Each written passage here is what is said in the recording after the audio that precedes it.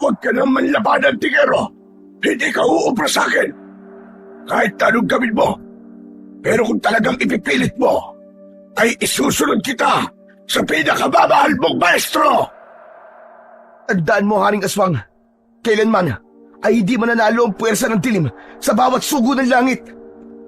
Naniniwala akong poprotektahan ng amang milikha, kaming mga tagapanalig niya at mga sumasampalataya sa kanya. Sinasagad mo na ang pasensya ko, Antingero. Makikita mo ang hinahanap mo. Tampalasan!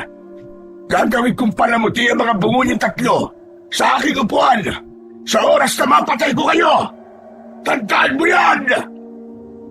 Bata pa lang ako, ay panati ko na kaming magpipinsan ng mga kwento ni Lolo Kaloy na isa raw malakas na santigwar at nakikipagdigma sa iba't ibang nilalang na may kinalaman sa hiwaga ng mundo.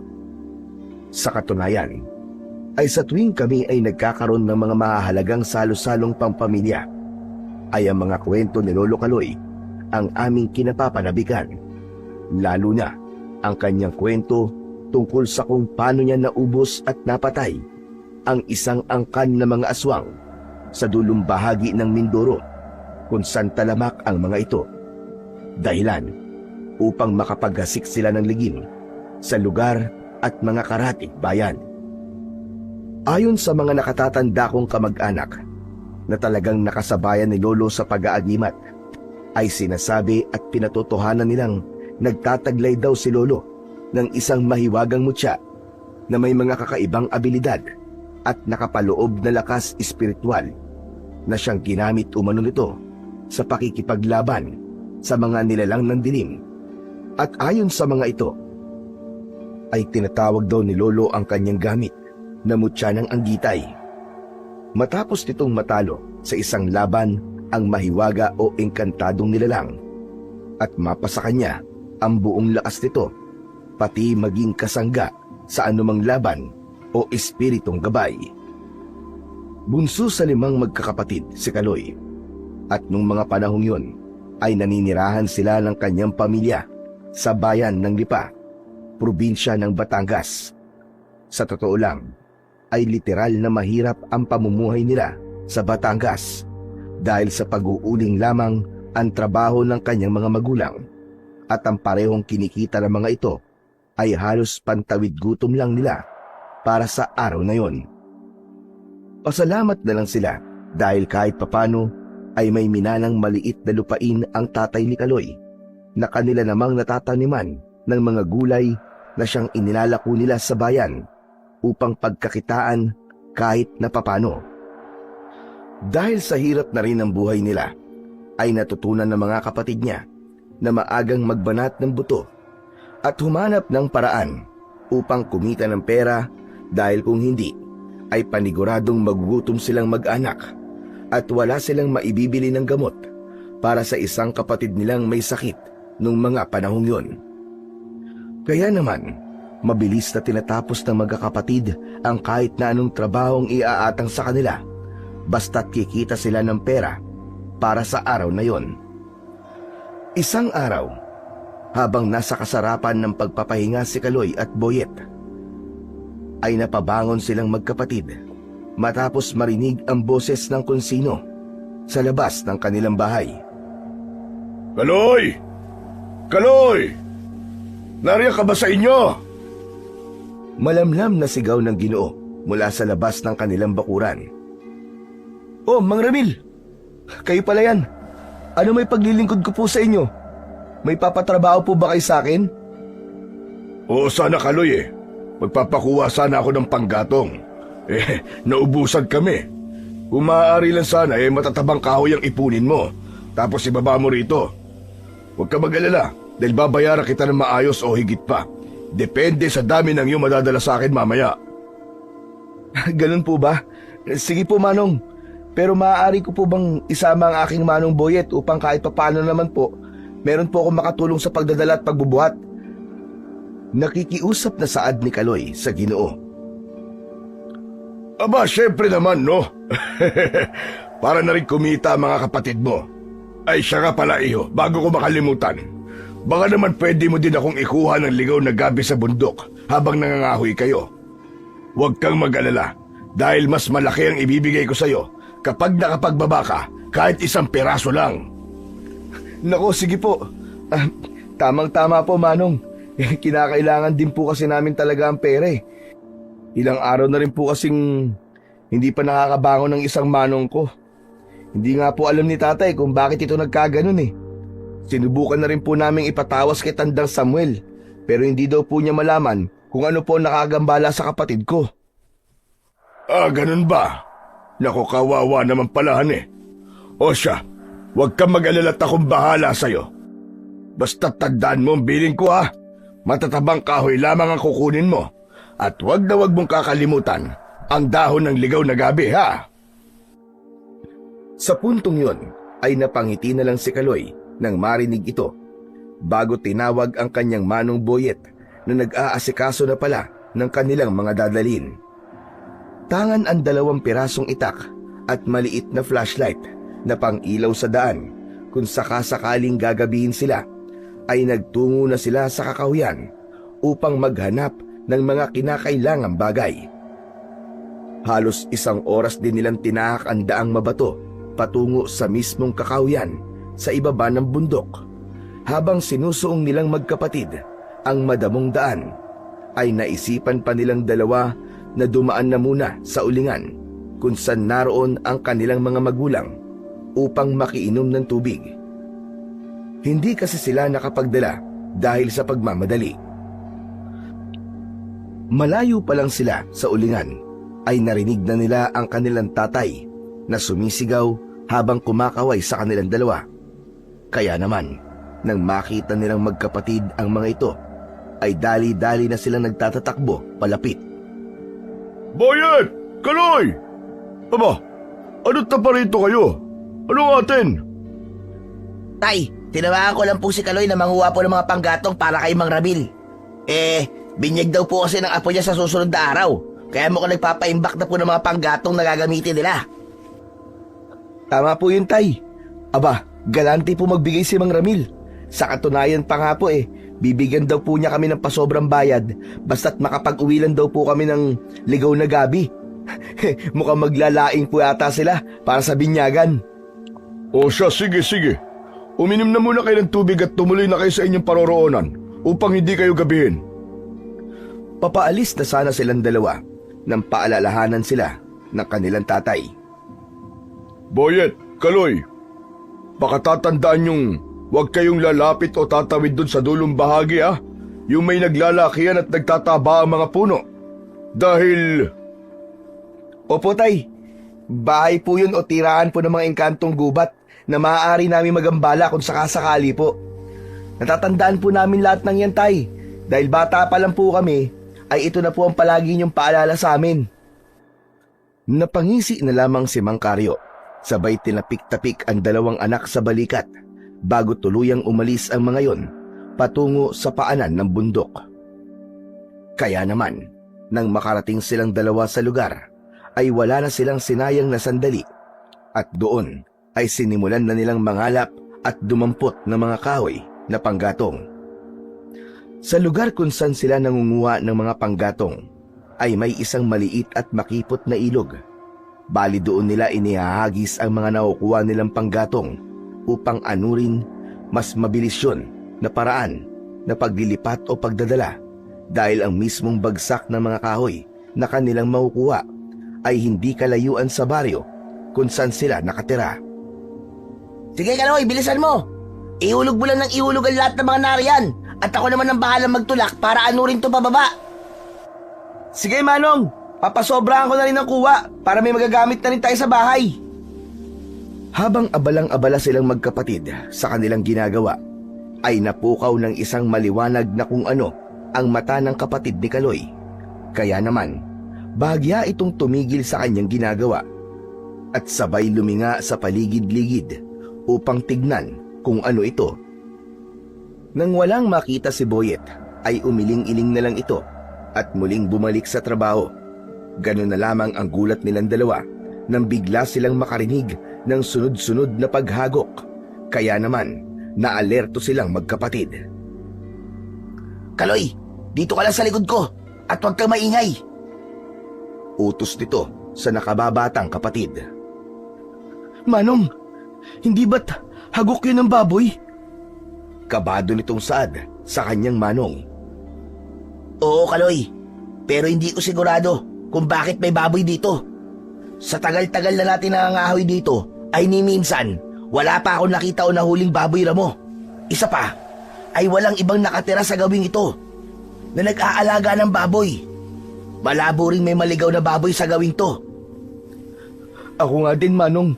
Ni minsan wala pa ako nababalitaan sa mga kababaryo natin na may nahuling ganun sa lugar na to.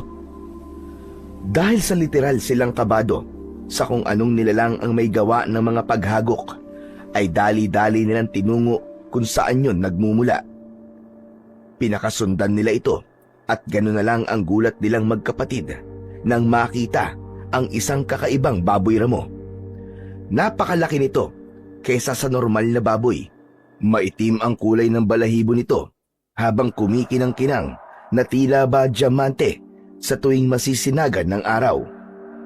Agad silang yumukong magkapatid nang makita nilang humarap sa kanila ang baboy at nagsimulang sumingot-singot na tila ba pinakikiramdaman lamang silang magkapatid. Nang mapalingat ang nilalang ay sinubukan nilang sumilip at gano'n na lamang ang kanilang pagkamanga nang makita nila ang pangil ng baboy ramong yun ay kulay ginto na tila ba umiilaw sa sobrang kinang. Kaya naman, patuloy nilang pinagmasdan ang kakaibang nilalang na yon habang naglalakad sa buong paligid. Tila may kung anong mahikang kumapit kay Kaloy ng mga panahong yon dahil para bang nahihipnotismo siya ng nilalang at nung mapansin ito ng kanyang manong Boyet ay sinampal-sampal siya nito. Kaloy! Kaloy, huy! Makinig kang mabuti sa akin. Huwag kang magpaakit sa taglay na kinang ng pangil ng baboy ramo. Tandaan mo, hindi isang ordinaryong hayop ang baboy na yan, kundi isang diwatang tagapagbantay ng kakawiyang ito. Mabuti pat, huwag na lang natin itong galawin at umalis na lang tayo rito bilang respeto sa kanya. Hindi rin kasi natin alam kung anong posibleng mangyari sa atin kung uhulihin natin siya. Dahil sa mga babala at paalala ng nakatatandang kapatid ni Kaloy, ay minabuti na lang nilang umalis sa gawing yon at ipinagpatuloy na lang ang kanilang pagkuha ng mga panggatong ng kahoy sa ibang bahagi ng gubat. Tumagal rin ng ilang oras ang kanilang gawain bago sila bumalik sa ulingan kung saan naroroon ang kanilang mga magulang. Malapit na sila sa ulingan na halos ilang metro na lamang ang layo nang biglang maalala ni Kaloy ang tungkol sa ligaw na gabi na hinihiling sa kanila ni Mang Ramil. Nako, Manong Boyet! Mauna ka na muna kanila tatay at nanay. Nakalimutan kong kumuha ng ligaw na gabi para kay Mang Ramil eh. Panigurado magagalit yun kung hindi tayo makakakuha. Ha? Anak nang, bakit ngayon mo lang sinabi kung kailan malapit na tayo sa ulingan? Naiinis nitong Saad sa kanyang kapatid. Dahil sa ayaw masira sa pangako ni Kaloy kay Mang Ramil, ay dali-dali itong bumalik sa lugar kung saan sila nagpunta kanina, pero pinigilan siya ng nakatatandang kapatid habang sinasabi nito na delikado ang lugar na yon at siya na lamang daw ang kukuha. Wala na ning nagawa si Kaloy ng mga sandaling yon at hinayaan na lang ang kanyang kuya ang bumalik at kumuha ng ligaw na gabi. Manong Boyet, hihintayin ka na lamang namin nila nanay dito hanggang sa dumating ka. Oo, wag ka mag-alala. Sandali lang naman ako ron eh. Babalik din kagad ako kapag nakakuha na ako ng kahit ilang piraso lang. Nakangiting Saad nito sa kanila. Halos ilang oras nang naghihintay silang mag-anak sa ulingan kung saan sila magkikita, ngunit walang Boyet na dumating.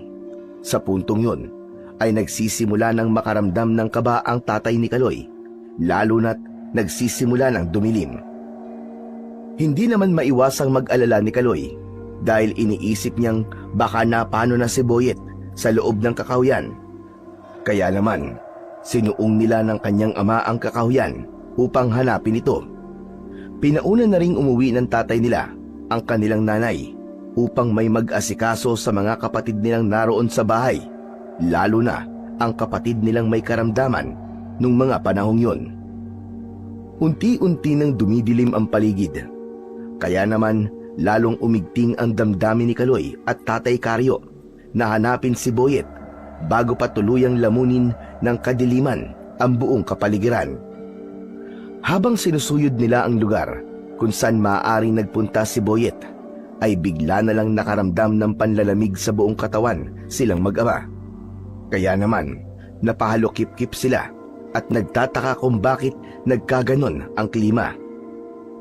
Tay, sandali lang. Bakit po nagkaganito? Bakit po parang pababa yata ng pababa ang temperatura ng lugar? Halos bumubuga na po tayo ng usok habang nagsasalita Saad nito nang may halong pagtataka. Anak ng putya, pumasok ba kayo sa tawid? Sa paanan ng gubat kung saan bawal pasukin? Hindi po, Tay. Mariin pong ipinaalala sa akin ni Manong ang tungkol dun. Pero kanina po, ay nakakita po kami dun ng isang baboy ramong may gininto ang pangil. Pinagmasdan lang po namin, tapos iniwan na po namin. Nako Kaloy, alaga ng anggitay ang baboy ramong yun.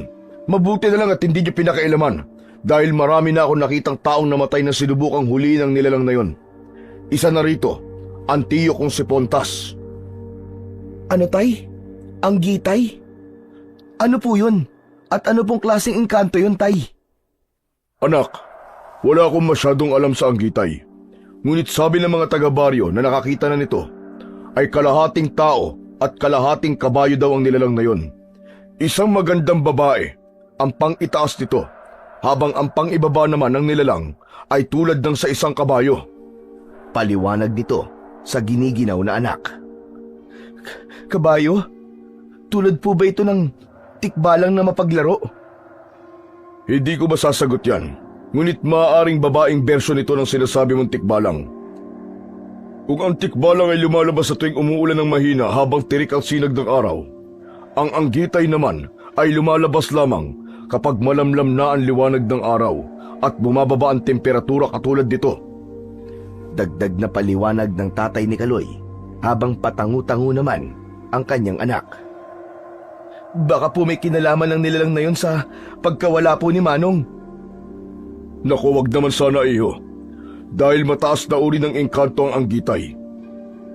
Pinangingilagan siyang kalabanin ng mga albularyong taga-baryo dahil sa kapangyarihang taglay ng nilalang at mapaglaro sa mga taong nakukursunadahan nila. Naku po, Diyos ko, naway nasa mabuting kalagayan ng Manong mo at hindi siya ginalaw ng nilalang na yun.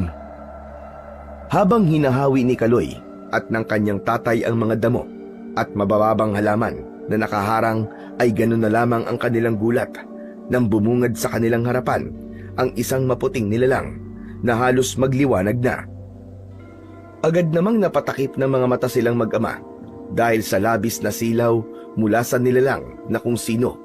Maya-maya pa ay humupa ito at napalitan ng isang dagundong na tila ba sa yabag ng isang malaking kabayo. Maya-maya pa ay nagtago sila sa isang malaking bato at palihim na padungaw-dungaw upang makita ang nilalang. Halos panawa ng hininga si Kaloy habang hindi naman makapaniwala ang tatay niya nang bumungad sa kanila ang isang matangkad na nilalang. Isang magandang babae na may daladalang tila ba instrumentong gitara. Nakakaakit ang kagandahan ng nilalang na yon, dahilan upang mapatulala sila rito. Tumutugtog ng isang malambing na melodiya ang nilalang, dahilan upang magsilabasan ang samot-saring hayop sa gubat na hindi inakala ni Kaloy at ng ama nito na ganun karami. Napangiti naman si Kaloy nang makita niya ang baboy ramong may gininto ang pangil na naroroon din sa harap, at parabang masayang-masaya itong nakikinig sa tinutugtog ng kanilang amo. Tila naman naipnotismo silang mag-ama dahil sa ganda at sarap sa tenga ng melodiyang ikinikwerdas ng anggitay habang sinasaliwan ng maganda nitong himig. Ngunit agad din na napukaw ang kanilang isipan at muling bumalik ang kanilang ulirat nang mapatingin sila sa pang-ibabang bahagi ng magandang babaeng tumutugtog. Dahil sa pagkabigla ay napaismid si Kaloy, dahilan upang marinig sila ng anggitay at magpalinga-linga ito sa paligid upang hanapin kung saan nanggagaling ang kanyang narinig na ingay. Nang tumigil sa pagtugtog ang nilalang, ay nagkanya-kanyang takbo ang mga hayop at kung saan-saan nagsilusot hanggang sa wala nang natira sa mga hayop na naroroon. Nang makita yon ng anggitay, ay parabang nagalit ito at sunod-sunod na sumingasing ng ilang ulit na indikasyon na galit ito sa nangyayari. Ilang beses pa nitong ipinadyak ang kanyang malalaking paa, dahilan upang lalong kabahan si Kaloy, at kinalaunan ay lumabas ito sa kanyang pinagtataguang bato at matapang na humarap sa anggitay. Mawalang galang na po, kaibigang anggitay. Ako nga po pala si Kaloy. Nais ko sanang alamin kung ang kapatid ko ba'y iyong napaglaruan o nakaatraso po sa inyo. Kanina pa kasi namin siya hinahanap at hindi po matagpuan. Maaari niyo po ba kaming matulungan? Magalang na pagtatanong ni Kaloy sa nilalang na nakatingin lamang sa kanya. Umatungal ng ubod lakas ang anggitay at muling nagpapapadyak ng ilang beses. Nagpalundag-lundag din ito at umikot sa kinatatayuan ni Kaloy. Ilang sandali lang ay lumabas na rin si Tatay Karyo mula sa pinagtataguan nito, tsaka dali-daling yumuko sa nilalang nang makita nitong nakatingin ito sa kanya at magalang siyang humingi ng patawad dito dahil sa kanilang kalapastangang nagawa sa pagparoon sa bahay tirahan nito. Maya-maya pa ay gano'n na lang ang pagkabigla nilang mag-ama nang mula sa kanilang isipan ay biglang nagsalita ang nilalang at kinausap sila. Ayon sa nilalang ay malugod itong makita silang naroon na walang ginagawang masama. Kinabibiliban ng anggitay ang tapang ni Kaloy dahil kahit na ngayon lamang ito nakakita ng ganong nilalang ay hindi ito natakot at kinausap pa ito ng magalang at buong pagpapakumbaba. Matapos silang kausapin ng nilalang ay mabagal itong humakbang papalapit kay Kaloy. Kaya naman nang makita niya ito ay gano'n na lamang ang kanyang kaba dahil sa hindi niya alam kung ano ang pakay sa kanya nito. Kahit nakabadong-kabado na siya ng sandaling yon, ay hindi naman siya nagpadarag at kanyang pinakatatagan ang kanyang loob. Taas noo niyang tiningala ang anggitay na nakangiti sa kanya. Maya-maya pa ay may tinuklap itong kulay berding bato mula sa isa sa kanyang mga kwintas na nakasuot sa kanyang leeg at ibinigay ito kay Kaloy. Napakunot naman ang noo ng binata dahil tila hindi niya alam kung bakit yung ginawa ng nilalang, pero dahil wala naman siyang nakitang banta o hindi magandang nangyayari ay inabot na rin niya ang batong yon na inilatag ng anggitay sa palad ni Kaloy. Pagdamping-pagdampi ng bato sa kamay ni Kaloy ay gano'n na lang ang kanyang pagkamangha dahil may kung anong liwanag na sumabog sa buong kapaligiran na halos tumagal ng ilang segundo bago ito tuluyang nawala. Takang-taka naman silang mag-ama dahil matapos na lumamlam ang sinag na yon, ay wala na roon ang nilalang at tila bumalik na rin sa dating itsura ang lugar. Agad namang napalingon si Tatay Karyo sa gawing kawayanan nang marinig doon ang boses ng nawalang anak na si Boyet. Kaya naman, wala silang sinayang na sandali at kanilang tinungo kung saan ito naroroon. Pagdating nila doon, ay gano'n na lang ang gulat nila nang makitang nahulog pala ang nakatatandang kapatid ni Kaloy sa isang buho ng kumunoy. At dahan-dahan na itong hinahatak pa ibaba ang hindi mapakaling si Boyet. Ay! Tay! Kaloy! Ayoko pang mamatay pakiusap! Tulungan niyo ako rito! Takot na sigaw nito sa kanyang ama at kapatid. Agad naman na nataranta silang dalawa dahil sa nakita nilang senaryo ni Boyet. Nasa bingit na ito ng kamatayan dahil halos hanggang leeg na niya ang putik at patuloy pa siyang pumapailalim dahil sa patuloy niya na paggalaw. Anak, Boyet! Sandali lang! Makinig ka mabuti! Huwag kang masyadong magalaw dahil hahatakin kang paibaba ng kumunoy na yan! Pilitin mong kumalma, anak, upang bumagal ang paglubog mo! Gagawa at hahanap kami ng paraan ng kapatid mo para maialis ka dyan sa kanilalagyan mo! Pampalubag loob nitong sinabi sa anak na takot na takot. Walang sinayang na oras ang mag-ama at nagmadali sila sa paghahanap ng mga bagay na magagamit nila para makaalis si Boyet roon. Humanap ng baging si Kaloy, habang si Tatay Karyo naman ay nagmamadaling nagbiyak ng kawayan upang ipangsilo ito at ipangkalang kay Boyet. Subalit gano'n na lang ang panlulumo nila nang makitang unti-unti nang bumabaon ang ulo ni Boyet sa putik. Sinubukan pa nitong manlaban, ngunit kinalaunay hinigop na siya ng kumunoy ng tuluyan hanggang sa maglaho na siya ng tuluyan. Agad na tumigil sa ginagawa si Tatay Karyo at madapa-dapa pang nagmamadali sa paglapit sa bungad kung saan lumubog si Boyet.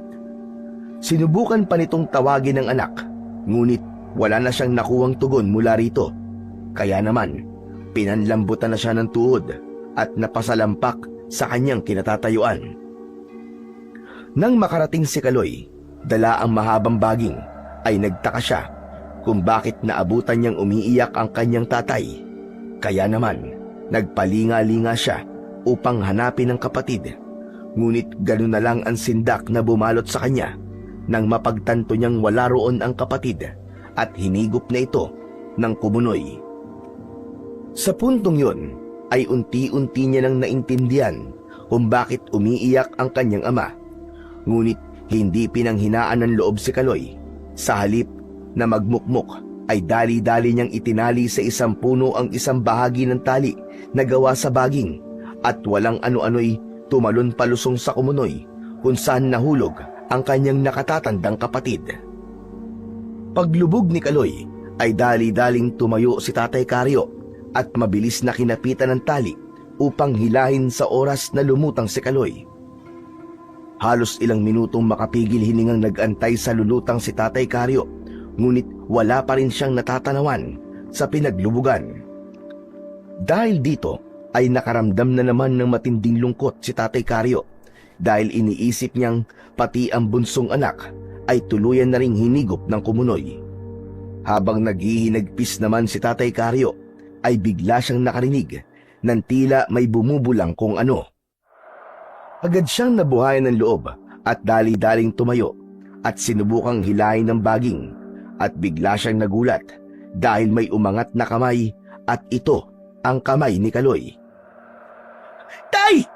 Tay, hilahin mo! Hilahin mo, Tay!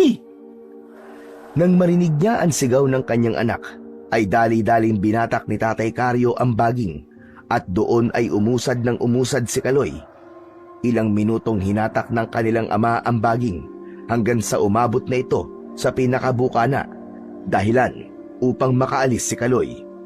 Ganun na lang ang ngiti ng kanilang ama nang makita nitong hatak-hatak na pala ni Kaloy ang kamay ng kanyang nakatatandang kapatid.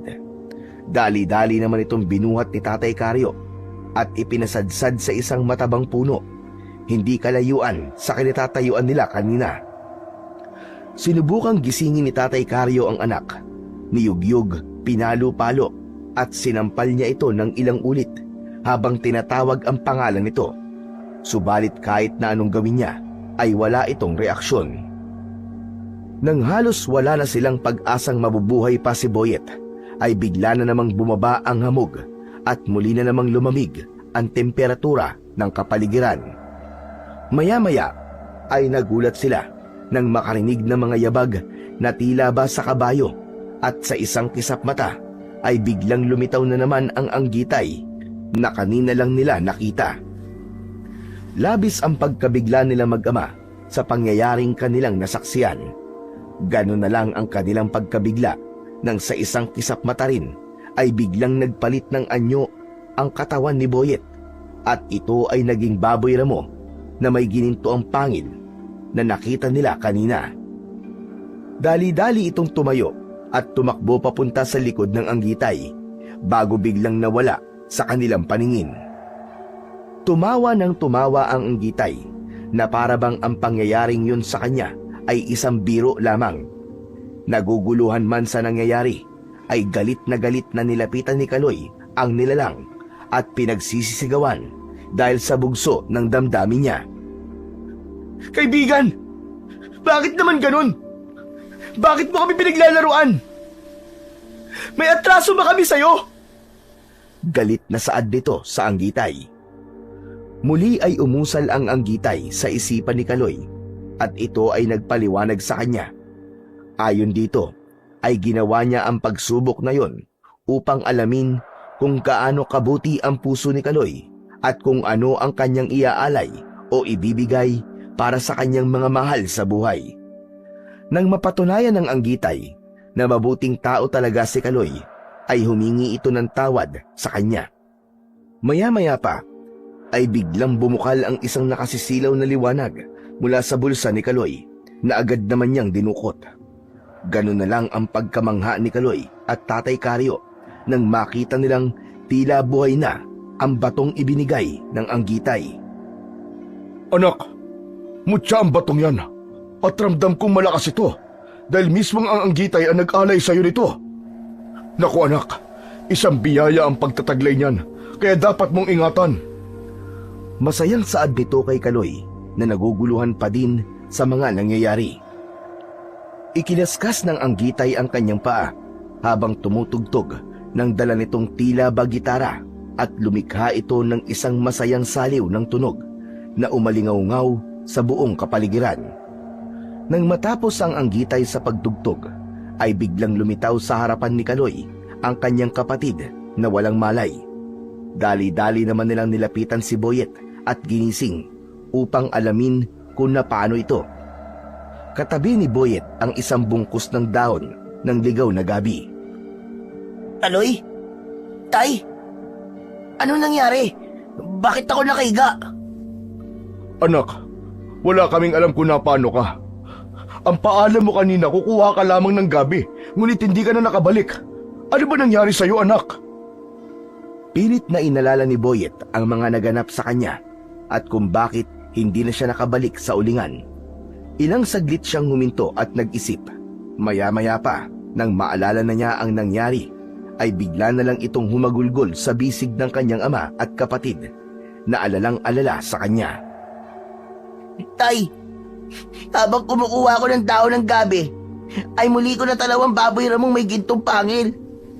Hindi ko naman to pinansin, ngunit naakit ako sa ganda ng pangil nito at nawala ako sa sarili. Tapos yun, sinubukan ko na siyang hulihin. Ilang beses ko pa siya nasilo, ngunit nakakawala. Pero nang tuluyan ko siyang madakma, bigla na lang ito naging isang makamandag na ahas. Tapos bigla na lang akong tinuklaw. Natumba ako, tapos unti-unti akong nawala ng ulirat. Bago pumigit ang mga mata ko, ay nakita ko ng isang nilalang na kulay puti at may 4 na paa. Tulad ng isang kabayo at babae ang pang-itaas na katawan. Saad nito habang sapu-sapo ang kanyang leeg at takot na takot sa kanyang naranasan. Huwag ka mag-alala, Manong. Hindi masama ang nilalang na yun. Sa katunayan niya siya pa nagligtas sa buhay mo upang hindi ka mamatay. Nang ipapakilala na sana ni Kaloy ang kaibigan nitong Anggitay sa kanyang manong, ay napakunot na lang ang kanyang noo nang mapansin niyang wala na ito roon. Kaya naman, inakay na lang nila na tumayo si Boyet na patuloy pa rin sa pag-iyak at paghingi ng patawad sa kanyang pagtatangka na mahuli ang baboy ramong alaga ng Anggitay. Tuwang-tuwa naman ang nanay ni Kaloy nang makita muli ang mga anak na ayos ang kalagayan, ngunit nanlilimahid sa dumi at putik dahil pareho silang nalubog sa kumunoy. Dali-dali niyang inihanda ang pampaligo ng mga ito at pinag-asikaso upang malinis silang haharap sa hapag at sabay-sabay nakakain ng hapunan. Habang naliligo si Kaloy at Boyet, ay kinulit sila ng kanilang mga kapatid sa kung ano nga ba talaga ang tunay na nangyari sa kanila at kung bakit ganun ang kanilang naging itsura. Hindi naman sila sinagot ng mga ito at ginawa na lang na biro ang lahat upang hindi na pag-usapan pa sa kanilang pamilya. Kaloy, alam ko mas bata ka sa akin, pero nais ko magpasalamat sa'yo. Dahil kung hindi mo na ipasa ang pagsubok ng anggitay, di ko na alam kung ano ang mangyayari sa akin. Kung mabubuhay pa kaya ako o hindi na. Huwag ka mag-alala, Manong. Dahil hindi ko hahayaan na may mangyaring masama sa'yo, no? Ikaw pa ba? Saad nito, dahilan upang magtawanan silang dalawa. Kinagabihan, matapos silang kumain ng hapunan, ay nagpapahinga na si Kaloy at ang mga kapatid niya nang mapadampi ang kamay nito sa isa pang nakatatandang kapatid niya na si Jun. Agad na napabalikwas si Kaloy ng pagbangon sa higaan dahil tila ba napaso ang kanyang kamay sa init ng katawan nito.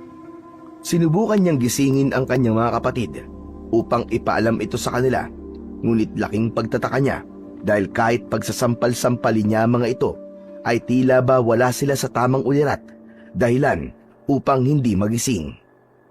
Dali-dali rin siyang tumakbo patungo sa kabilang kwarto upang subukang gisingin ang kanyang mga magulang, ngunit katulad ng kanyang mga kapatid ay hindi magising ang mga ito kahit na anong klaseng pagyugyog o pagtapik pa ang gawin ni Kaloy.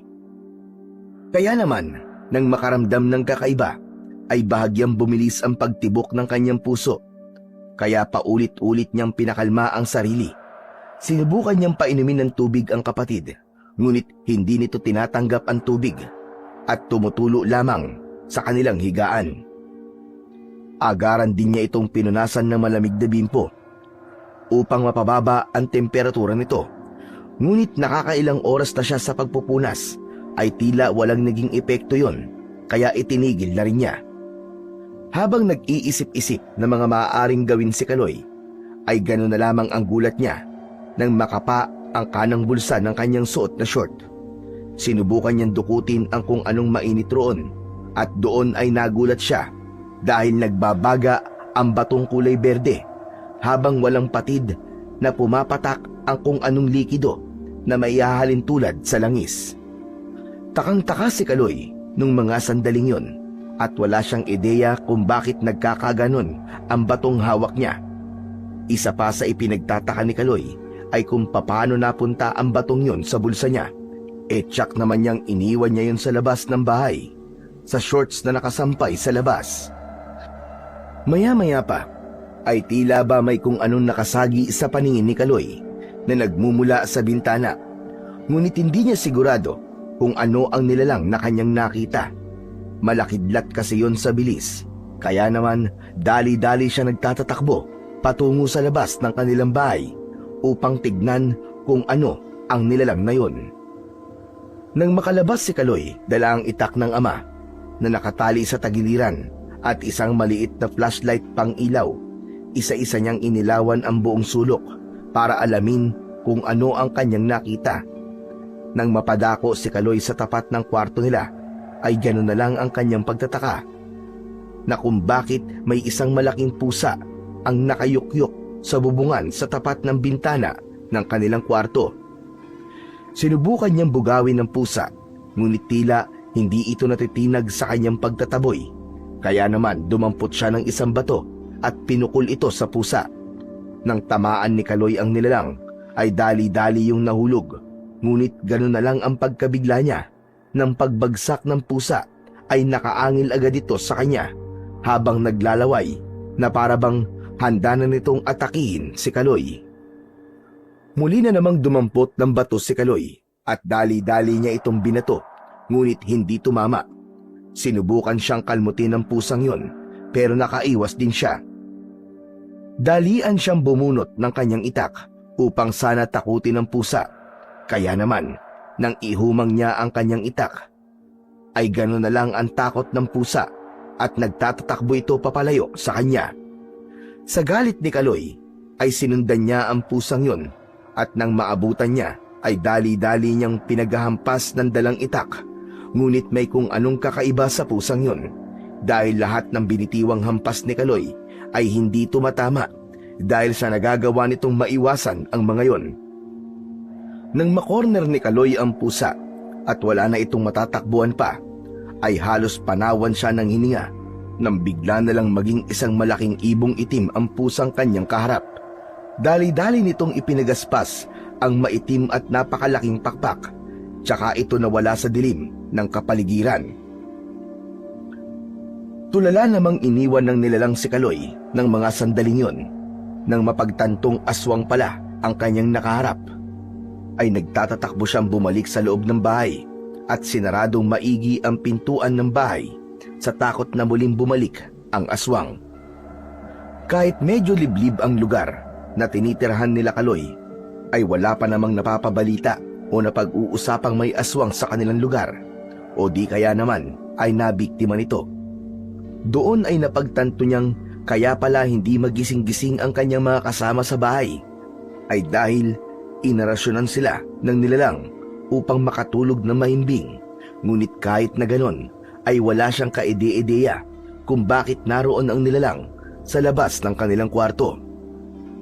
Habang malalim na ang iniisip, ay gano'n na lamang ang gulat ni Kaloy nang biglang may kumapit sa balikat niya, dahilan upang mapatalon siya sa gulat. Sa pagharap ni Kaloy ay nagulat siya dahil nakabangon na ang kapatid niyang nakatatanda na si Jun. Manong, ayos ka lang ba? Abay, oo naman. Bagamat may iniindang masakit sa tagiliran at sa likuran, masasabi ko na maayos ako kahit papano. Bakit mo naman naitanong, Loy? Manong, kanina kasi napakataas ng lagnat mo nang hawakan kita eh. Para ka naglalagablab na apoy. Halos lahat ng paraang alam ko ay ginawa ko na upang mapababa ang temperatura mo. Ngunit lahat ng yon ay parang walang epekto. Sa totoo lang, Loy, mag-iilang linggo na akong ganito. May sakit kong umaga at masigla naman sa gabi. Halos hindi ko na nga alam kung bakit ako nagkakaganito eh. Yung perang kinikita nyo ay ipinambibili lang ng gamot ko na pagkamahal-mahal pa. Hindi rin naman alam ng mga doktor ang tunay kong karamdaman kung tutuusin, hindi ba? Naku Manong, wag mong isipin yun. Ang mahalaga ay gumaling ka kagad. Tsaka ka na lang bumawi sa amin kapag magaling ka na. Saad nito habang tinatapik-tapik ang likuran ng kanyang kuya. Tsaka inabot ni Kaloy ang isang basong tubig sa kanyang nakatatandang kapatid bago niya ito inayang pumasok sa kanilang kwarto upang makapagpahinga na, dahil maaga pang hahanguin ni Kaloy ang mga kahoy na kanilang ipinaanod at i-deliver niya pa ang gabi na kanilang nakuha. Matutulog na sana si Kaloy nang maramdaman niyang basang-basa ng langis ang kanyang shorts dahil sa patuloy na pagluha ng batong ipinagkaloob sa kanya ng anggitay.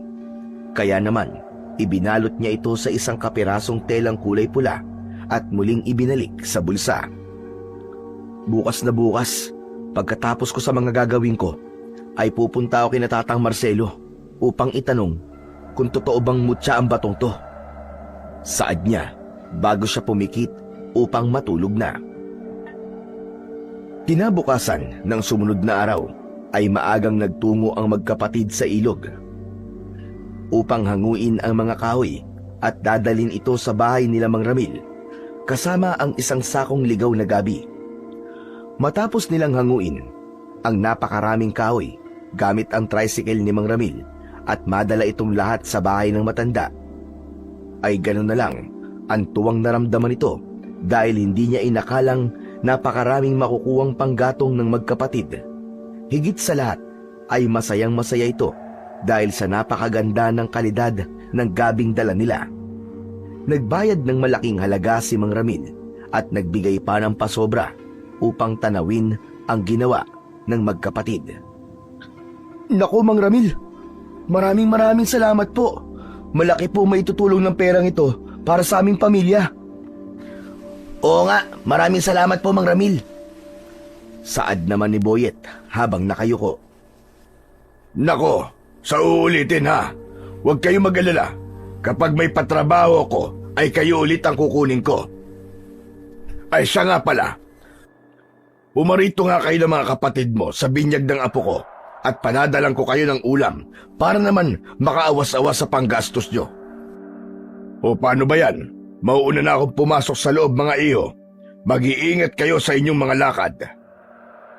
Maraming salamat po ulit, Mang Ramil. Dahil sa maagang natapos ang trabaho ni Kaloy at Boyet, ay minabuti na munang paunahin ni Kaloy na pauwiin ang nakatatandang kapatid dahil may isasangguni muna ito sa albularyo sa kanilang baryo. Agad rin namang pumayag si Boyet na pinaalalahanan na umuwi si Kaloy ng maaga dahil ito ang nakatokang magsasaing mamayang hapunan. Patangu-tangu si Kaloy nung mga oras na yon bago inabot ang perang kinita upang si Boyet na ang mag-abot nito sa kanilang mga magulang. Malayo pa lang si Kaloy ay napakamot na ito ng ulo nang matanaw ang mahabang linya sa labas ng bahay ng albularyo, ngunit hindi siya nagpatalo sa inip at dumiretso na siya papaloob ng bahay. Nang makapasok siya sa loob ng bahay ay ganoon na lang ang gulat niya nang makita at maaktuhan mismo ang matandang albularyo na may ginagamot na isang pasyenteng sinasapian. Kababae nitong tao, ngunit ubod ang lakas nitong taglay. Tuwing susubukan siyang pigilan ng mga kaanak niya sa kanyang pagwawala, ay hindi nila ito maigupo dahil sa lakas nitong taglay.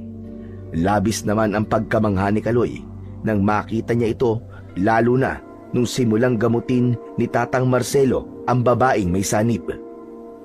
Gamit ang mahaba nitong kwintas na kulay itim, ay ipinadaan ng matanda ang lahat ng yon sa katawan ng babae habang umuusal ng kung anong lengguwahe na hindi maintindihan ni Kaloy. Maya-maya pa ay biglang umigting ang pagwawala ng babae hanggang sa mangisay. Sino ka? Magsalita ka! Sino ka? Hayop kang matanda ka! Huwag kang magtago sa likod ng kortina gawa sa apoy! Sigaw ng babae habang nakapikit. Sino ka? At bakit mo ginagambala ang babaeng yan? Wala ka na doon, tanda! Basta akin ang babaeng ito! Ganun ba? Muling ipinadaan ng matandang albularyo sa tuhod ng dalagita ang kanyang hiyas. Kaya naman tumodo ito ng hiyaw at nagsimula ng umiyak kay Tatang Marcelo at magmakaawa. Oh, akala ko ba'y matigas ka? Kanina pa kita tinatanong para bang hinahamak mo pa ako? Parang awa mo na! Itigil mo na yan! Hindi ko na kaya! Matatas nitong sigaw na pagmamakaawa sa matandang albularyo na tuloy-tuloy sa pagpaparusa. Sino ka? At bakit mo tinatarantado ang dalagitang ito? Ang ginagawa kong pagparusa sa babaeng ito ay nararapat lamang dahil tinampalasa niya ang apo ko na kanyang kasintahan. Sumamay ang babaeng yan sa ibang lalaki dahil hindi maibigay ng apo ko ang mga material na bagay na gusto niya. Kitang-kita ko kung paano naghinagpis at nagdusa ang aking pinakamamahal na apo hanggang sa humantong ito sa pagkuha niya sa sariling buhay. Nang marinig ng matandang albularyo ang paliwanag ng nakasanib sa katawan ng dalaga, ay kitang-kita ni Kaloy na bahagya itong pumikit at umiling-iling. Nag-usal rin ito ng mga buhay na salita at isa-isang idinampi sa katawan ng dalagita, partikular na sa kamay at sa ulo. Sa biglang paggising ng pasyente, ay ganoon na lang ang pagkadismaya ng kanyang mga magulang at kapatid na naroon dahil hindi nila inakala nakakalasin ni Tatang Marcelo ang lahat ng ikinabit niyang pamarusa sa nakasanib. Mawalang galang na ho. Pero patas po akong alagad ng Diyos, Ama.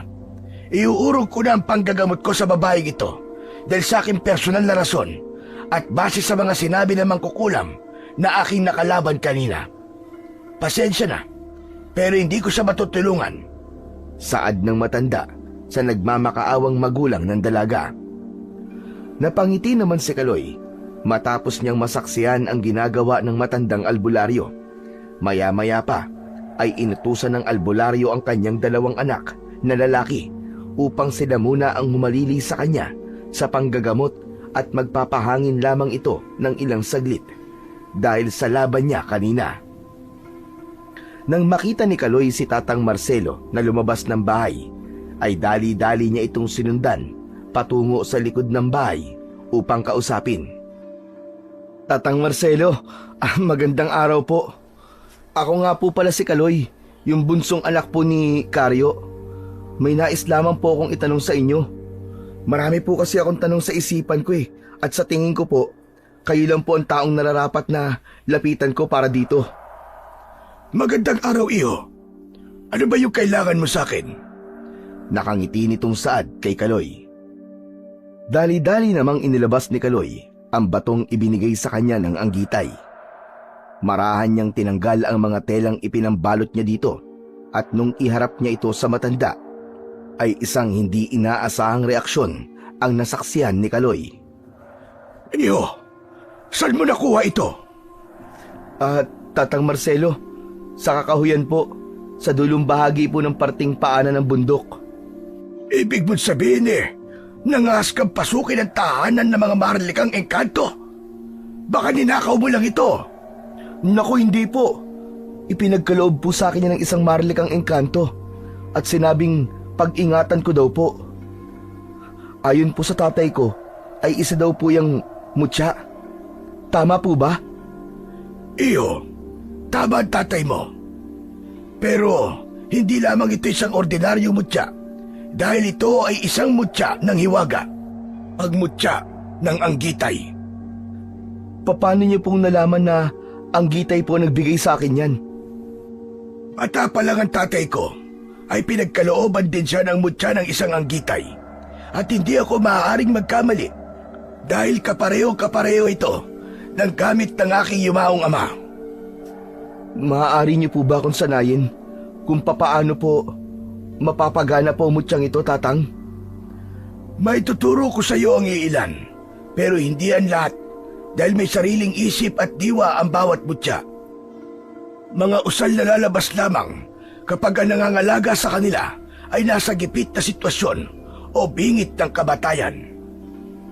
Handa po ako matutunan ng bawat detalye tungkol po sa mutya kong hawak at kung paano ko po ito mapapagana sa ngalan ng kabutihan at ng Diyos Ama natin. O siya, iho, ituturo ko sa iyo lahat ng aking nalalaman at karunungan taglay. Gagabayan kita hanggang sa magamit mo ng tama ang mutya ng Anggitay. Kaya naman ganun na lamang ang pasasalamat ni Kaloy sa matanda dahil sa pagpayag nito na maturuan siya ng lihim na karunungan. Pag-uwi ni Kaloy sa bahay nila ay ibinalita niya ito sa kanyang mga magulang na tuwang-tuwa dahil ayon sa pagkakaalam nila ay magiging maswerte ang pamumuhay ng isang taong nagtataglay ng mutya o bertud. Huwag po kayo mag-alala, Nay, Tay. Tuwing pagkatapos ko po ng trabaho, tsaka lang po ako pupunta po kay Tatang Marcelo at sisiguraduhin ko pong hindi magiging sagabal o makakaapekto ito sa aking pag-aaral. Bawat mga araw na lumilipas ay gano'n na lang ang pagkabilib ni Tatang Marcelo kay Kaloy dahil mabilis niyang natututunan at nakukuha ang mga orasyon tsaka ritual na itinuturo niya sa bata.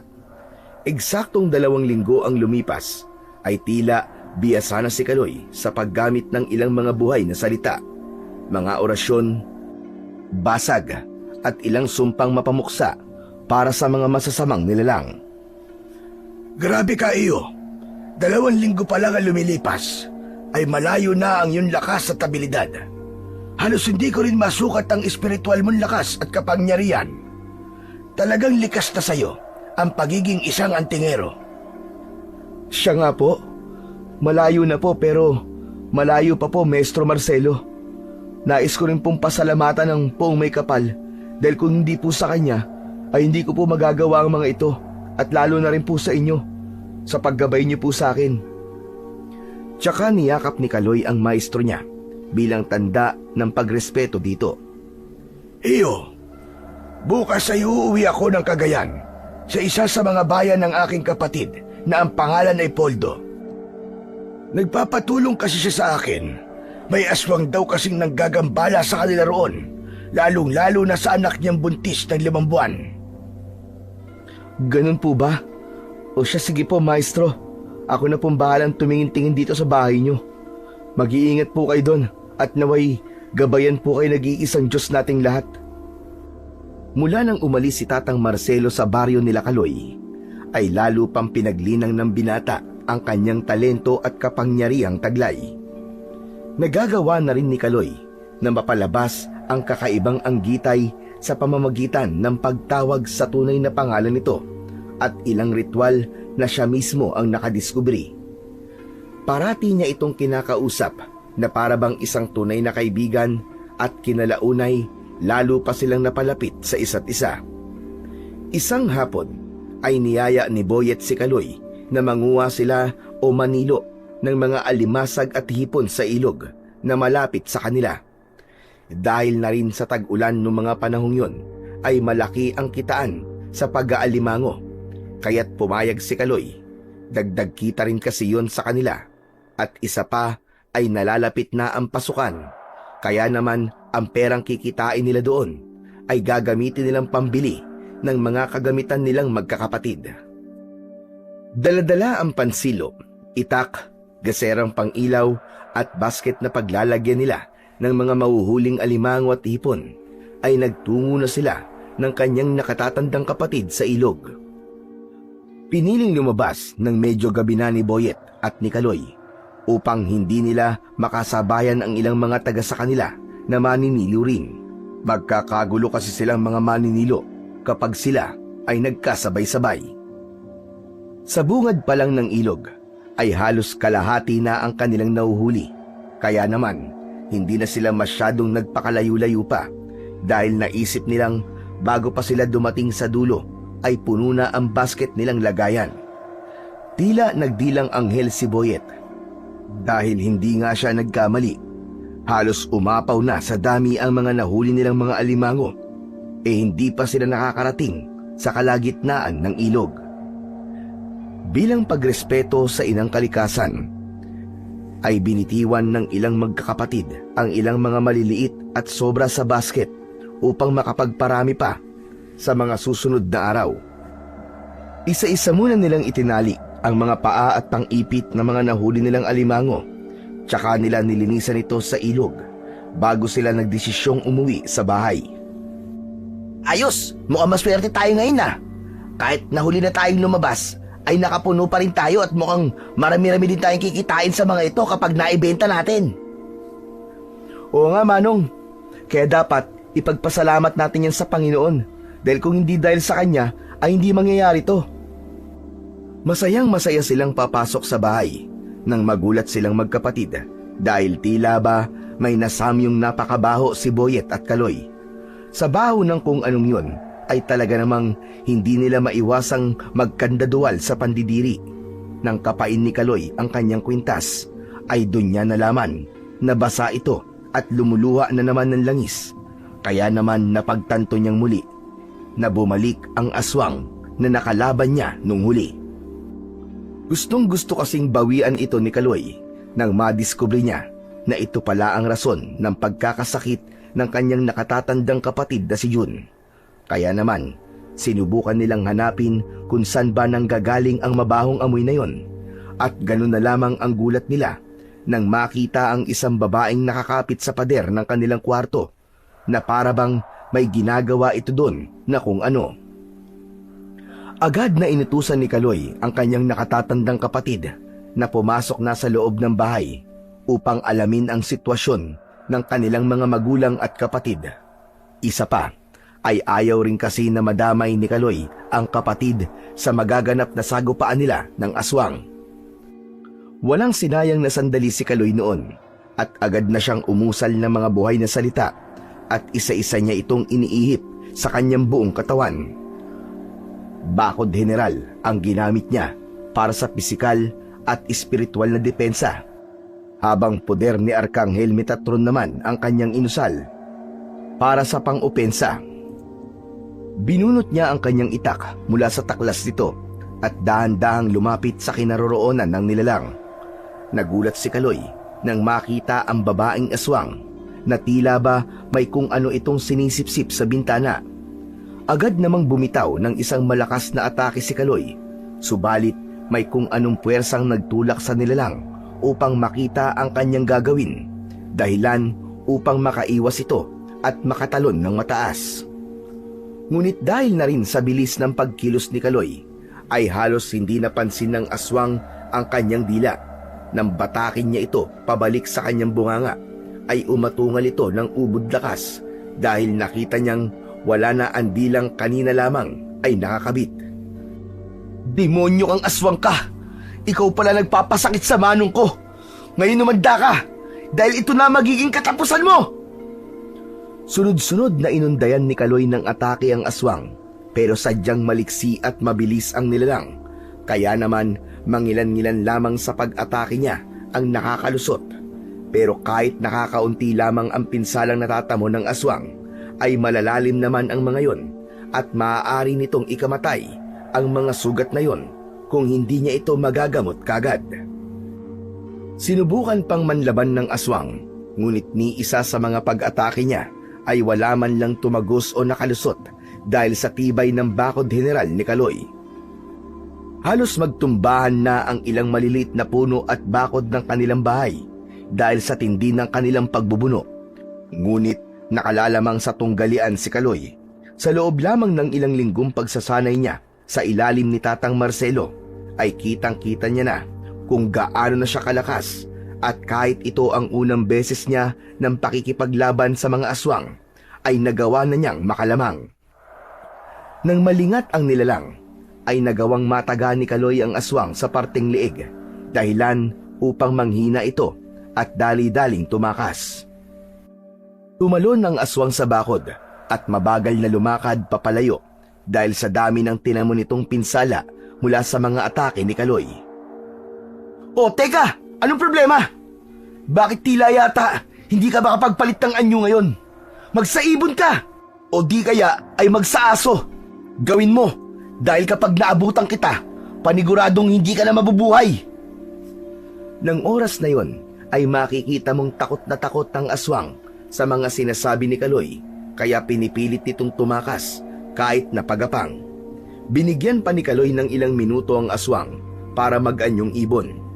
Habang mabilis itong pumapagaspas papalayo, ay umusal ng isang tigalpong may sumpa si Kaloy at ibinala niya ito sa kanyang kanang kamay sa pamamagitan ng pag-ihip, tsaka niya ito ibinato sa nilalang. Nang tumama ang tigalpo sa aswang, ay pinagtawanan lamang niya ito dahil inakala ng nilalang na lumampas o dumaplis lamang ang tigalpo. Ngunit lingid sa kaalaman ng aswang na hindi basta-basta ang sumpang inilagay ni Kaloy doon, kundi isang 10 lason na dahan-dahang papatay sa aswang bago pa ito makapagpalit ng anyo bilang isang tao. Kung inaakala mo makakatakas ka, nagkakamali ka, aswang. Pasensya ka na, pero hindi kita sasantuhin ngayon. Pagpasok ni Kaloy sa loob ng kanilang bahay, ay nakita niyang nasa bisig ni Boyet ang kapatid na si Jun habang pinupunasan ng malamig na bimpo. Kaloy, pagpasok ko kanina, nakita ko nagdidelirio si Jun sa sobrang init. Kaya naman pinunas-punasan ko siya hanggang sa umayos na ang kanyang pakiramdam. Dali-dali namang nilapitan ni Kaloy silang dalawa at mabilis niyang itinaas ang damit ng kanyang manong Jun at tinignan ang likurang bahagi nito. Ganun na lang ang kanyang galit nang makitang ang tila ba maliit na butas sa likuran ng nakatatandang kapatid. Itinuro niya ito sa manong Boyet niya at ipinaliwanag na ito ay gawa ng aswang na kanyang nakalaban kanina. Sinubukang gisingin ni Boyet si Jun, ngunit tila wala itong tugon at nanatiling tulog. Dali-daling umusal ng buhay na salita si Kaloy at kanya itong inihip sa kanyang mga palad at marahang idinampi sa tenga ng nakatatanda niyang kapatid na si Jun. Nang lumapat ang kamay ni Kaloy, ay agad siyang sumigaw ng malakas. Balik! Balik! Balik ka sa katawan mo! Sa puntong yun, ay gano'n na lang ang pagkabilib ni Boyet kay Kaloy dahil biglaan nang nagmulat ng mata si Jun at nang hingi ng tubig na kanyang iinumin. Dahil sa wala na roon ng aswang, ay naputol na rin ang orasyon nitong ginagamit upang hindi magising ang kanyang mga biktima. Dahil dito ay nagtatatakbo ang kanilang mga magulang upang tignan ang sitwasyon ni Jun, na nung gabi pa pala masama ang pakiramdam. Sakto naman na pagpasok ni Kaloy sa kwarto, dala ang tubig na ipaiinom sa kanyang kapatid. Bahagyang natigilan si Kaloy nang biglang may maulinagan siyang tinig sa kanyang isipan. At nang mabosesan niya ito, ay agad niyang sinunod dahil ito ang kaibigan niyang Anggitay. Ayon sa Anggitay, ay isawsaw daw ni Kaloy ang mutya niya sa baso ng tubig bago ipainom kay Jun. Matapos niyang sundin ang sinabi ng Anggitay, ay hindi makapaniwala ang kanilang pamilya dahil nagsimulang mangisay si Jun habang sumisigaw ng ubod lakas. Tumagal ito ng ilang minuto hanggang sa mawalan siya ng malay tao. Alalang-alala ang kanilang mga magulang nung mangyari yun. Kaya naman tinangka ng kanilang ina na lumapit sa anak, ngunit bigla na lamang sumuka si Jun ng kulay itim na likido na may napakasangsang na amoy na talaga naman na nakakapagpabaliktad ng sikmura. Dali-daling pinalabas ng kwarto ni Tatay Karyo ang kanyang mga anak upang hindi malanghap ang mabahong amoy na umaalingasaw sa loob ng kwarto nila. Nang matapos ang pagsusuka ni Jun, ay muli siyang nawalan ng malay. Kaya naman, pinainom ulit ni Kaloy ang kapatid ng tubig. Habang umaagos ang tubig sa bunganga ni Jun, ay bigla itong nanigas at muling nangisay. Maya-maya pa, ay may isinuka itong napakaliit na pagong na halos kasinlaki lamang ng 5 piso. Kulay itim ito at may 2 maliliit na sungay. Dali-daling kinuha ito ni Kaloy at inihulog sa basong may natitira pang tubig. Nang mahulog ang pagong sa loob, ay bigla na lamang kumulo ang tubig. Nung nasa loob na at nagsimulang pumutok-putok, dahilan upang malusaw ang pagong at maging abo, tsaka humalo sa tubig.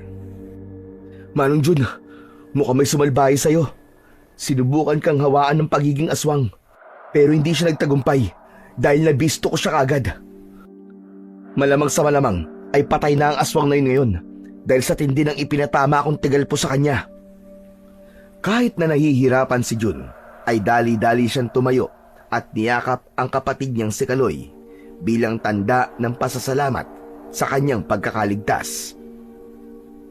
Kinaumagahan, habang naglalako ng kamoting tinda ang magkakapatid, ay naulinagan ng mga ito ang tungkol sa aswang na nakasagupa ni Kaloy.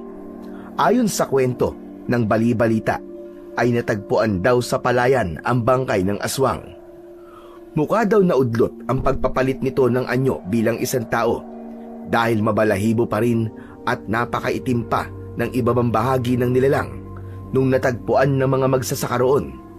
Laslas ang leeg, putol ang dila, at may napakaraming sugat sa iba't ibang bahagi ng katawan nito na siyang ikinamatay ng nilalang.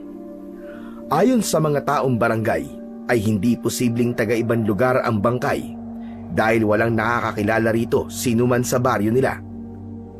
Napangiti naman ang mga kapatid ni Kaloy, lalong-lalo na si Boyet, nang marinig ang kwento.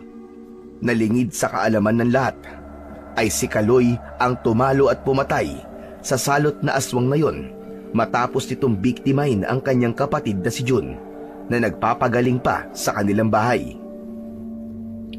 Mabilis na lumipas ang ilan pang mga araw at hindi na namalayan ni Kaloy na halos 3 linggo na rin pala ang nakalipas mula nang huli silang magkita ni Tatang Marcelo. Inisip niyang dumaan sa bahay nito, ngunit wala siyang naabutan doon.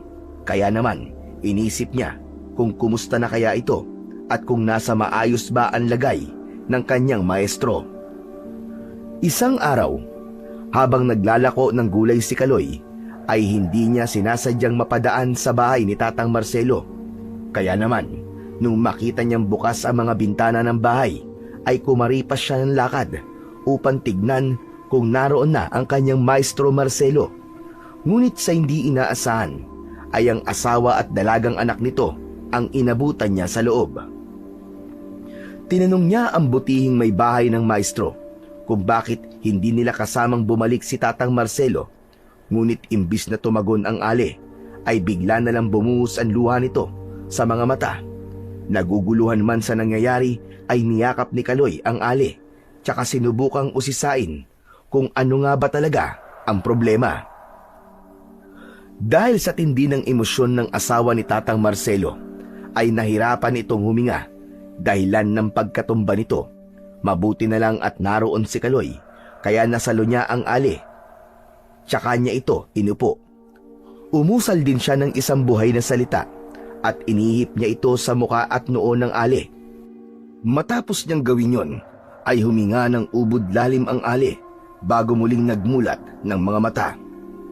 Dali-dali din siyang inabutan ng tubig ng kanyang anak upang inumin. Habang lumalagok ang ali at iniihipan ni Kaloy ang bumbunan nito upang kumalma at ipaglubay ang nararamdaman nitong bagabag. Sa puntong yun ay nagkwento ang isa sa mga anak ni Tatang Marcelo na si Larry. Ayon dito ay nawawala daw ang kanilang ama. Ayon sa kapatid nitong si Capoldo na kasama niyang tumugis sa aswang na nanggugulo sa kanilang lugar, partikular na sa pamilya ng anak nitong naninirahan sa lugar na yon. Sinubukan pang alamin ni Kaloy ang ilan pa sa mga detalye, ngunit wala nang naibigay na impormasyon ang anak nito sa kanya. Nakaramdam ng kaba si Kaloy at bahagya siyang nabingi dahil sa pag-aalala sa kanyang maestro. Kaya naman, may kung anong sumiklab sa kanyang damdamin upang magpaalam siya sa pamilya ni Tatang Marcelo at dali-dali siyang umuwi sa bahay nila. Pagpasok niya sa bahay ay nagmano siya sa kanyang mga magulang at nagpaalam sa kanila na kung maaari ay mawawala muna siya ng ilang mga araw. Tsaka niya na ikwento ang pagkawala ni Tatang Marcelo. Nang una ay ayaw pang pumayag ng mga magulang ni Kaloy dahil alam nilang masyadong delikado ang gagawin niya. Ngunit nang ipaliwanag niya ang kanyang saloobin ay naintindihan naman nila ito at kalaunan ay pumayag na rin. Siniguro rin naman ni Kaloy na hindi siya pababayaan ng amang nasa langit at ng kanyang kasanggang ang Gitay. Tiwalang-tiwala kasi si Kaloy sa mga karunungan na meron siya, lalong-lalo na sa mutya niyang tangan. Matapos siya mag-impake ng mga gamit na dadalhin, ay muli siyang bumalik sa bahay ng maestro upang alamin ang ilang detalye kung saan ito nagpunta at kung saan matatagpuan ang sinasabi nilang kapatid nito na huli niyang nakasama. Kahit alam ng pamilya ni Tatang Marcelo na delikado ang gagawin ni Kaloy, ay sinubukan rin nila itong pigilan. Ngunit nang makita nila sa mukha ng binata ang pagiging seryoso at ang determinasyong mahanap si Tatang Marcelo, ay sinamahan siya ng isa sa mga anak nito upang matuntun ang huling pinuntahan ng ama. Nang makarating sila sa Cagayan, ay nahirapan silang matuntun ang lugar kung saan matatagpuan si Capoldo. Halos lahat ng antingero at albularyong naroroon ay sinubukan na nilang pagtanungan, ngunit wala silang nahagilap na impormasyon dito. Nang wala na talaga silang paraan kung paano matutunton si Capoldo, ay humanap si Kaloy ng tahimik na lugar at umusal ng isang maikling dasalin bago binigkas ang pangalan ng kanyang anggitay. Nang lumitaw sa harapan ni Kaloy ang anggitay, ay sinubukan niya itong hingan ng tulong at hindi naman siya nito binigo. Gamit ang gitara nito ay tumugtog ito ng isang musika na tanging si Kaloy lamang ang nakakarinig.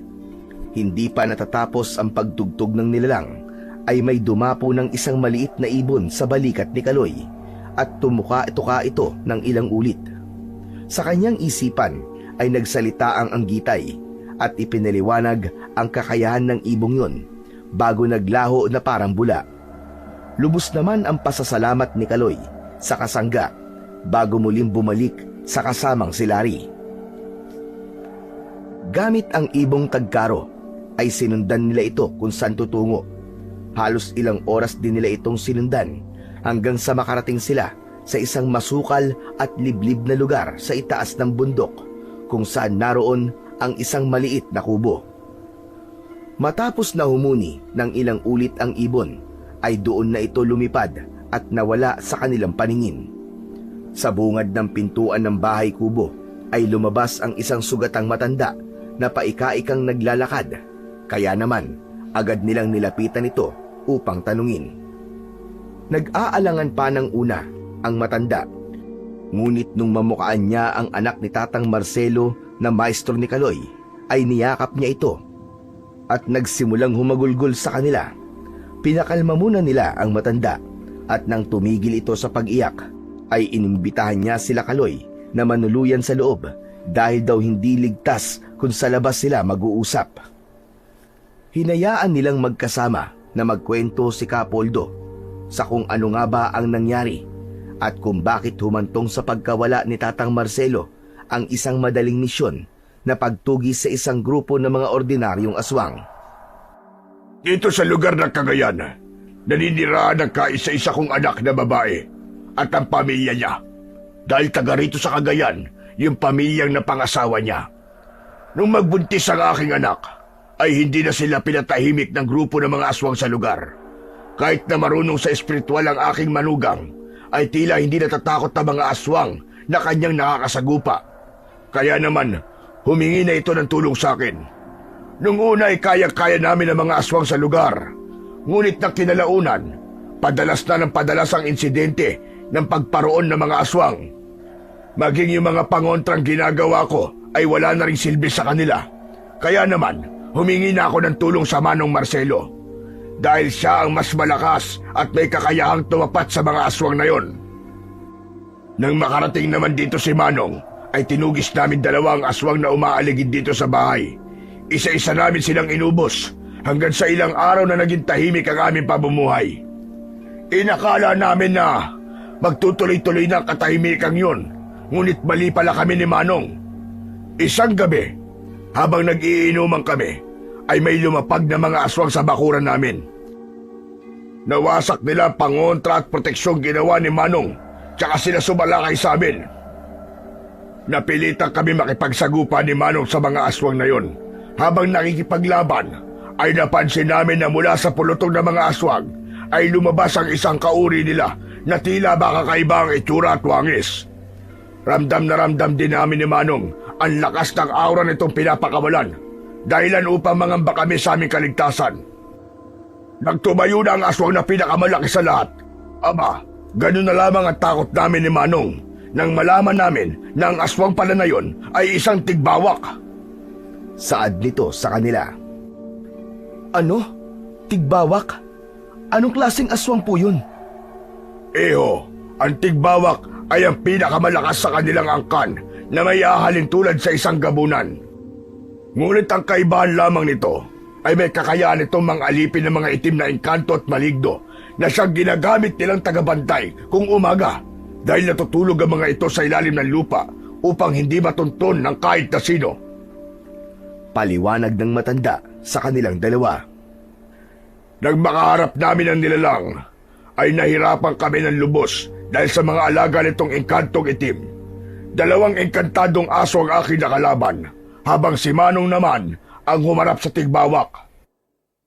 Nang maramdaman namin ni Manong na hindi kami magtatagumpay sa grupong yon, ay pinatakas niya kami ng aking pamilya.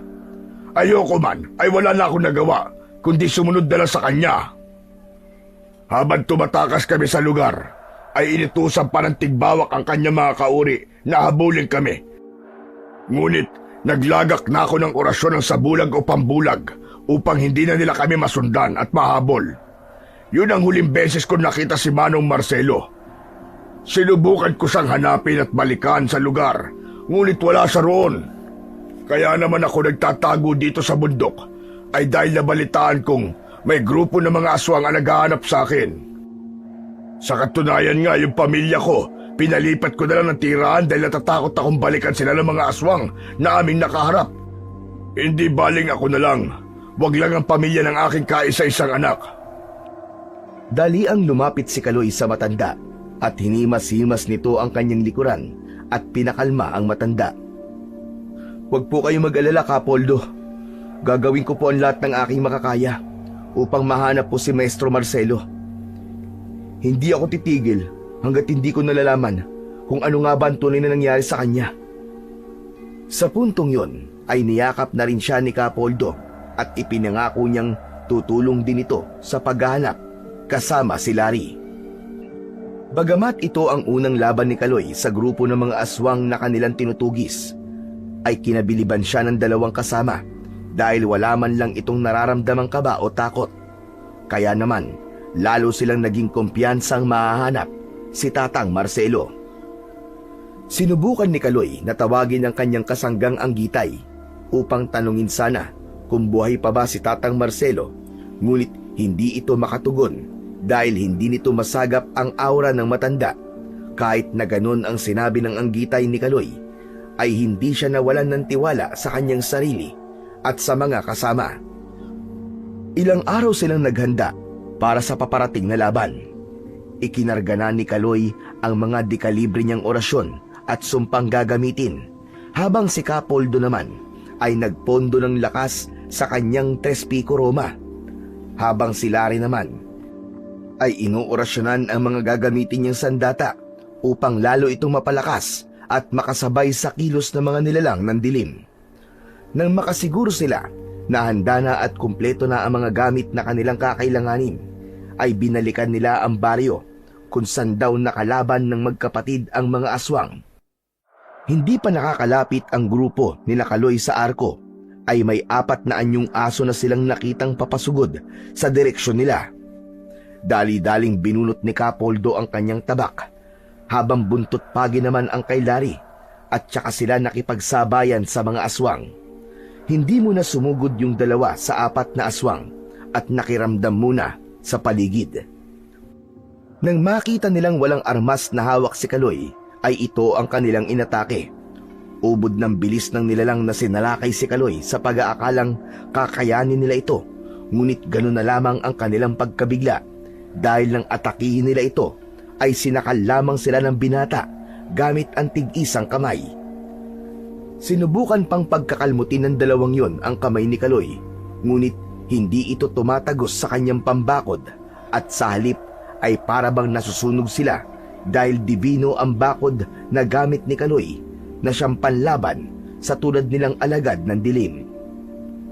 Ubod ng lakas na atungal ang pinakawalan ng mga aswang na yon bago sila binalian ng leeg ni Kaloy nang walang kahirap-hirap.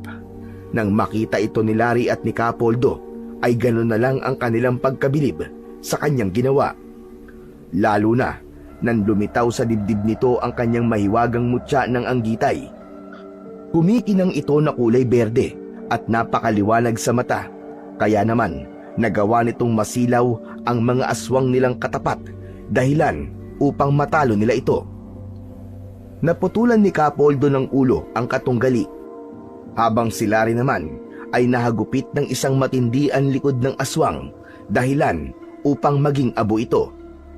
Sa puntong yun, ay padami ng padami ang mga sumusugod sa kanilang mga aswang. Kaliwat kanan ang mga nakakalaban nila, ngunit nagagapi naman nila ang mga ito dahil sa lakas na kanilang taglay. Habang nakikipagpambuno ang grupo ni Kaloy, ay may bumagsak na iilang aswang mula sa himpapawid at dali-dali silang sinalakay. Dahil sa bilis ng pagkilos ng mga ito, ay nahakop ng 2 aswang si Larry at naiangat sa ere ng ilang metro. Agad na tinawag ni Kaloy ang kanyang kasanggang Anggitay. 2 magkasunod na sibat ang pinakawalan ng kasangga ni Kaloy matapos nitong lumabas galing sa liwanag. Agad na tinamaan ng mga sibat ang 2 aswang na may daladala kay Larry. Nabitiwan nila ito sa ere, ngunit hindi naman napuruhan sa pagbagsak dahil sa isang puno siya dumausdos pa ibaba. Nang makatayo ang binata, ay muli na naman itong nakipagsagupa kasama si Capoldo na unti-unti nang nakakaramdam ng pagod. Huwag kayong mabahala! Kakampi natin ang Diyos! Kaya magagapi natin ang lahat ng ito! Nakakapanindig ng balahibo ang sumunod na tagpo nang makita ni Capoldo at Larry na butas ang dibdib ni Kaloy at may nakalusot na itim na kamay dito. Sa likod niya ay naroon ang kakaibang uri ng aswang at ito ay yung sinasabi nilang tigbawak. Tuwang-tuwa itong nakikita na unti-unting bumabagsak si Kaloy, tsaka nito dinukot ang kanyang kamay mula sa pagkakatarak sa dibdib ng binata. Ikaw pala ang tinutukoy ng tampalasang si Selo na disipulo niyang magliligtas sa kanya. Pwes, isasama na kita kung nasaan ang iyong guro. Nakakatakot na sigaw ng pinuno ng mga aswang. Pagbunot ng kamay ng tigbawak sa dibdib ni Kaloy, ay dali-dali niyang binuhat ang katawan nito, sabay initya ito ng ubod lakas papunta sa mga kasama.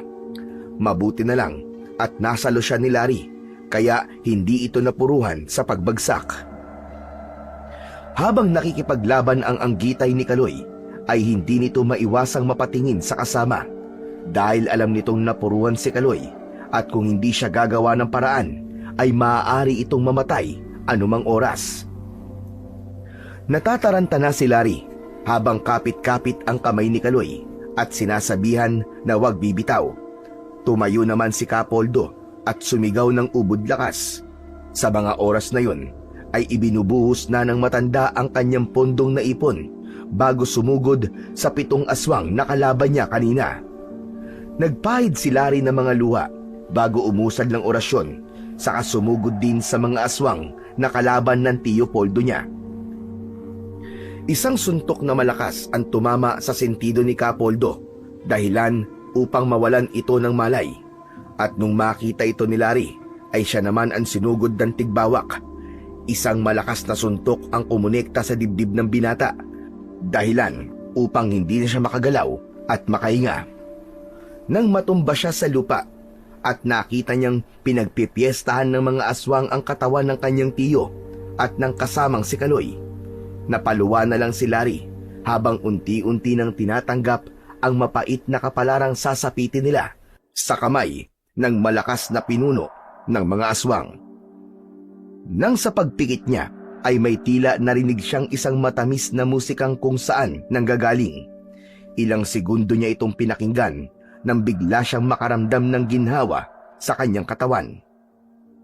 Nang imulat niya ang kanyang mga mata ay gano'n na lang ang kanyang pagkamanga, dahil yung mga aswang na kanilang kalaban ay nagkakagulo at nakatakip ng mga tengang dumudugo dahil sa musikang kanilang naririnig. Nang sipati ni Larry ang kanyang mga sugat, ay talaga namang napangiti na lang siya. Muling dinampot ang gamit nitong buntot pagi. Ganun na lang ang galak niya nang makita si Kaloy na bumabangon pati ang Tio Poldo niya. Dali-dali niyang nilapitan ang dalawa at kinamusta. Duguan man ang dibdib ni Kaloy, ay unti-unti itong naghihilom dahil sa musikang tinutugtog ng kanyang kasanggang anggitay. Pare, akala ko yun ang katapusan natin. Hindi ba't sinabi ko sa inyo na hindi tayo pababayaan ng amang nasa langit at ang aking kasanggang anggitay? Magtiwala lamang tayo sa kanila at magagawa nating matalo ang malakas na tigbawak.